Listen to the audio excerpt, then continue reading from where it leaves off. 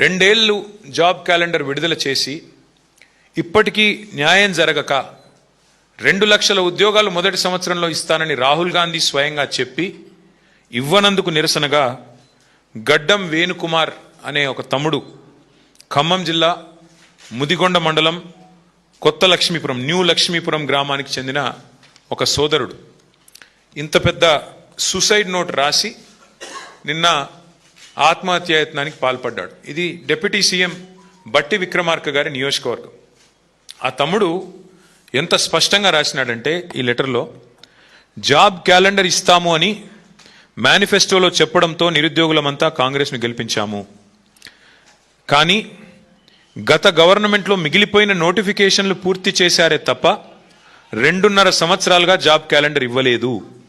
Job calendar ద్వారా ప్రతి సంవత్సరం నోటిఫికేషన్ విడుదలైతే నిరుద్యోగులకు ఈ దుస్థితి వచ్చేది కాదు అని చెబుతూ, మా మధిర నియోజకవర్గం పరిస్థితి చెప్తున్నాను, డిప్యూటీ సీఎం గారు జోక్యం చేసుకోవాలి అంటూ మొత్తం వివరంగా దాదాపు 2 పేజీల లెటర్. ఈ మాట ఇంకా ఆయన చెప్పిన మాట,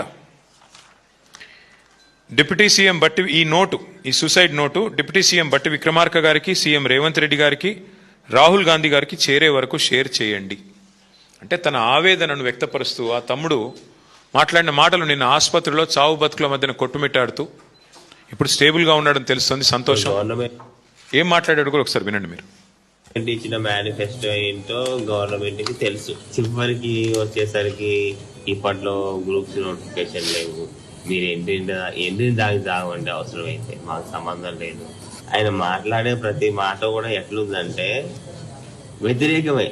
కానీ ఎస్ఐ కానిస్టేబుల్ నోటిఫికేషన్లు ఇచ్చారు, ఏ నిరుద్యోగులు అవి సంతృప్తి పరచలేదు. అది కూడా ఈ లెటర్ లో రాశారు, సంతృప్తి పరచలేదని.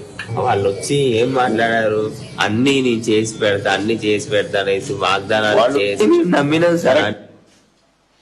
స్పష్టంగా ఆయన చెప్తున్న మాట, నోటిఫికేషన్లు ఇవ్వక ఏమైంది, ఎందుకు ఇవ్వరు? చివరికి పోలీసు ఉద్యోగాలు 20,000 ఖాళీలు ఉంటే 5,000, 7,000 ఎందుకు ఇస్తున్నారు? ఎందుకు 20,000 ఇవ్వరు? కేసీఆర్ గారు ఒకటేసారి 48,000 ఉద్యోగాలు నింపినప్పుడు మీరెందుకు నింపరు అని అడిగితే ఎండ్రిన్ తాగి చావండి.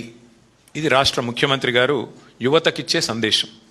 మరి విన్న తర్వాత ఇలా ఆత్మహత్యల లాంటి పరిస్థితికి పాల్పడక మరి ఏం చేయాలి రాష్ట్రంలో యువత అని నేను అడుగుతా ఉన్నా ఈ ప్రభుత్వాన్ని.